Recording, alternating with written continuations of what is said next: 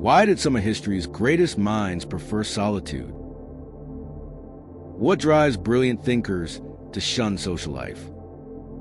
Is solitude a curse? Or is it a privilege reserved for the intellectually superior? Arthur Schopenhauer, one of the most profound and pessimistic philosophers of the 19th century, had an answer to these questions, and it was far from flattering to society. He believed the world was filled with superficial individuals, driven by petty desires, trapped in meaningless conversations and trivial distractions. True genius, he argued, required a detachment from this mediocrity.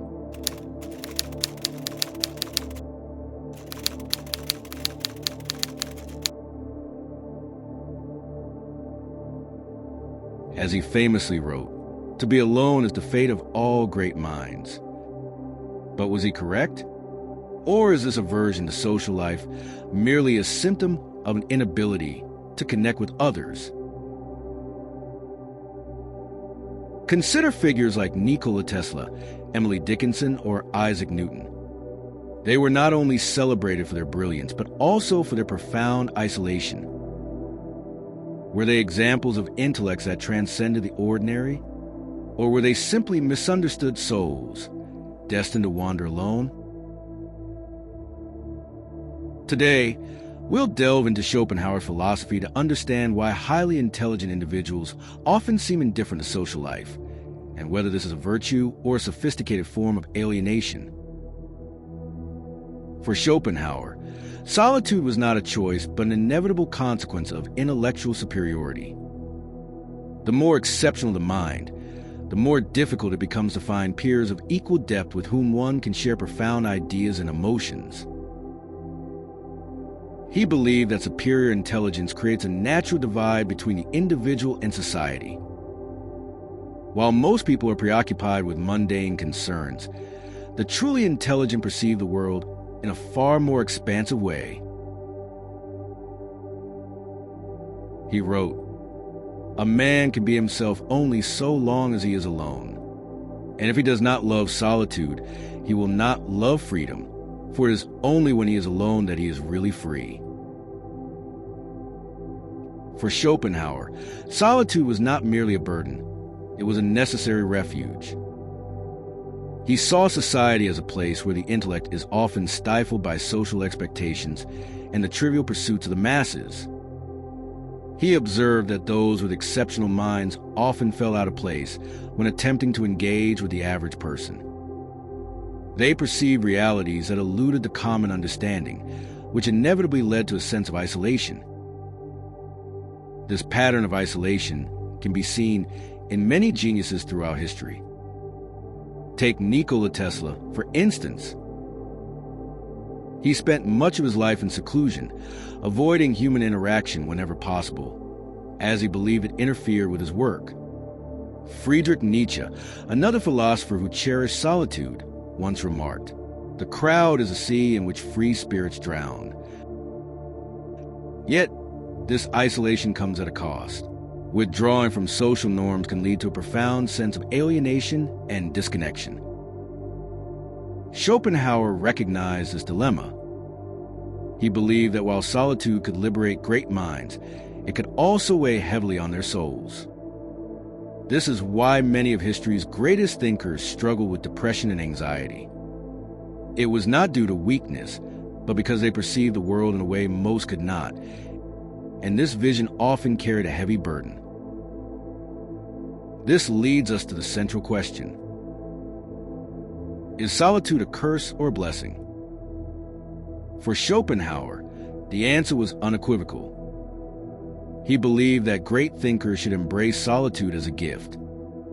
Only by distancing themselves from the noise and mediocrity of society could they achieve their highest potential. Schopenhauer did not view social life as a space for genuine connection or meaningful exchange. Instead, he saw it as a theater, where individuals play roles and conceal their true self behind masks. For him, society was nothing more than a stage where people perform for one another, hiding their true intentions behind carefully constructed facades.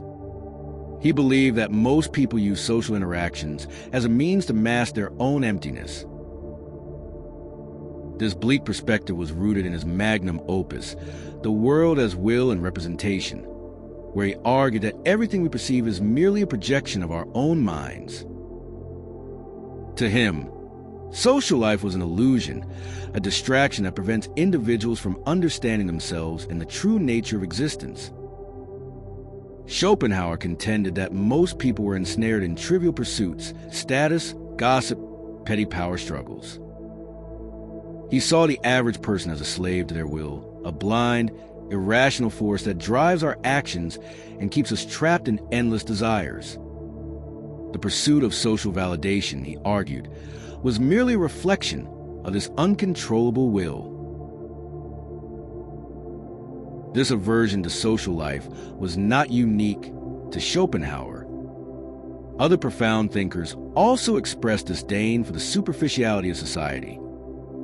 Nietzsche, for example, declared, "Convictions are more dangerous enemies of truth than lies." He emphasized how people cling to comforting illusions rather than confronting reality with honesty. This tension between the pursuit of knowledge and the demands of social life created an insurmountable divide between the greatest minds and the rest of humanity. The result? Intellectual isolation became inevitable. But there is a downside. Prolonged solitude can lead to disillusionment, apathy, and even contempt for the world.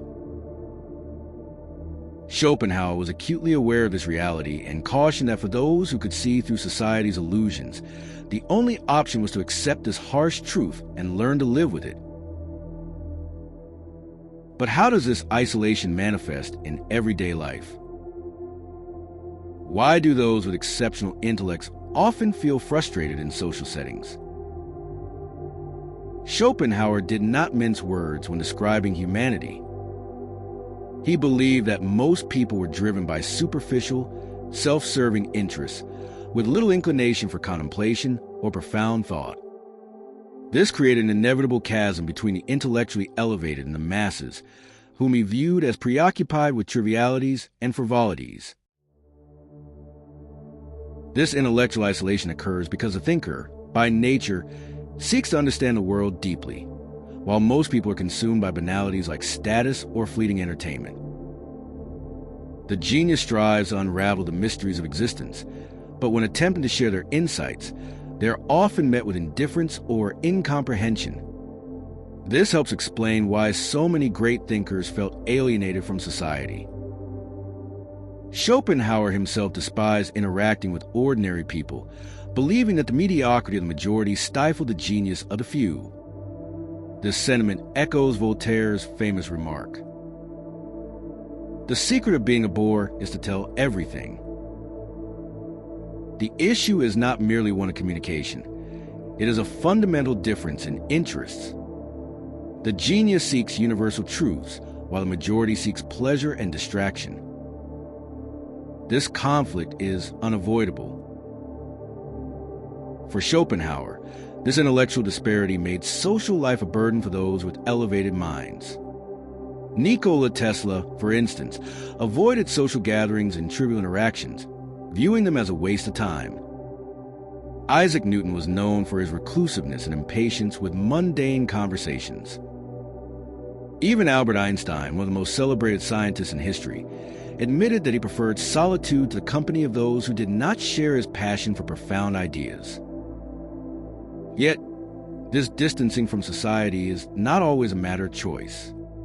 Often, it is society itself that rejects those who think differently. Innovative and unconventional ideas frequently provoke discomfort and resistance. Nietzsche referred to this as a resentment of mediocrity, the tendency of the majority to despise and attack what it does not understand or what makes it feel inferior. Thus, the genius does not withdraw solely by choice. They are also pushed away by a world that fails to comprehend them. This forced isolation can lead to feelings of alienation and even contempt for social life. This raises a fundamental question. If the world is so inhospitable to great thinkers, how should they navigate this reality? Schopenhauer believed there was a solution.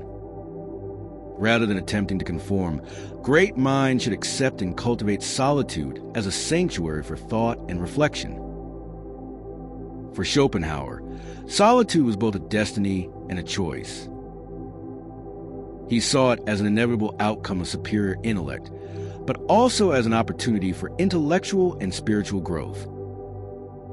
The ordinary man, he argued, cannot endure solitude because he finds comfort only in the company of others. The elevated man, however, seeks solitude, for it is there that he discovers his true self. This brings us to a crucial insight. Solitude is not a punishment. It is a privilege. It offers the thinker the chance to immerse themselves in their own ideas, free from distractions, and without the need to conform to the shallow interactions that dominate social life. It is in this quiet space that creativity flourishes and understanding deepens. Many of history's greatest thinkers, scientists, and artists embrace solitude as an indispensable companion. Emily Dickinson spent much of her life in seclusion, devoting herself entirely to her poetry. Immanuel Kant was renowned for his disciplined routines and his aversion to social events. Beethoven, even as he lost his hearing, found in solitude the strength to compose some of the most powerful symphonies in history. Solitude not only allows for deeper thought, but also preserves the authenticity of genius. Schopenhauer believed that excessive involvement in social life could distract brilliant minds and obscure their vision. This perspective resonates with the Buddhist concept of detachment, which deeply influenced Schopenhauer's philosophy. Buddhism teaches that attachment to the external world and social interactions often leads to suffering. True growth arises from introspection and the relinquishment of material illusions. However, there's a paradox. Humans are inherently social beings. The need for belonging is ingrained in our nature, and prolonged solitude can lead to anguish and melancholy.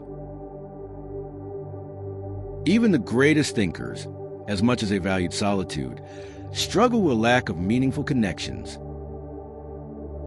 Nietzsche, for instance, viewed solitude as a path to greatness, but acknowledged that it could be painful. In Thus Spoke Zarathustra, he portrays a philosopher as a hermit who descends from the mountain to share his wisdom, only to encounter rejection and misunderstanding. Withdrawing from society brings freedom, but it also imposes an existential weight that is difficult to bear. Schopenhauer, however, offered a solution. He believed that while the genius could never fully integrate into society, there was a way to engage with the world without being consumed by its mediocrity. The key, he argued, was to adopt a philosophical detachment, a serene, neutral stance that allowed one to interact with others without becoming emotionally entangled. How can one navigate the world without being overwhelmed by its superficiality? If possessing a brilliant mind means being alone, how do great thinkers coexist with society without feeling suffocated by its trivialities? Schopenhauer's answer was clear: philosophical detachment. For him, true happiness belonged to those who were self-sufficient. The secret lay not in attempting to conform or change others, but in cultivating a calm, detached attitude, like an observer who examines reality without being affected by it. Rather than resisting society's mediocrity, the thinker should approach it with curiosity, but without emotional involvement. This means accepting the banality of social life without irritation, understanding the intellectual limitations of majority without frustration, and maintaining one's mental independence without seeking external validation. This approach echoes the Stoic philosophy, which advocates emotional control in the face of adversity. Marcus Aurelius, a prominent Stoic philosopher, wrote in his Meditations, "Focus on what is within your control and let go of what is not." The world will always be filled with distractions and meaningless chatter, but it is the individual who decides how much it deserves their attention. The thinker should not isolate themselves entirely from society, but rather engage with it strategically, absorbing only what is useful and discarding what is irrelevant. He recognized that even great thinkers required some degree of human connection, whether to exchange ideas or to avoid absolute solitude. The key, he believed, was to choose one's connections wisely and limit social interactions to the necessary minimum, just enough to live in the world without losing one's sanity. This philosophy is particularly relevant today, in a world saturated with digital distractions, fake news, and superficial relationships. The ability to filter information and interactions has become essential. Intelligence is not merely about understanding the world.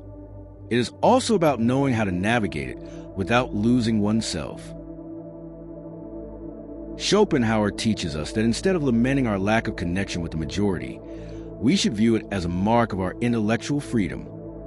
After all, solitude can be a burden, but it is also a privilege, an opportunity to explore our own thoughts, free from external interference.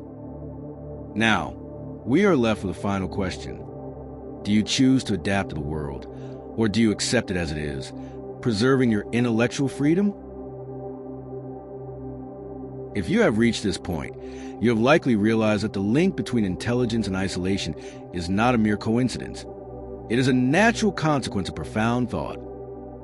Schopenhauer demonstrated that great minds often find more solace in solitude than in the company of the crowd, not out of arrogance, but because the superficiality of social interactions can be exhausting for those who see beyond the surface. So, is solitude a curse or a blessing?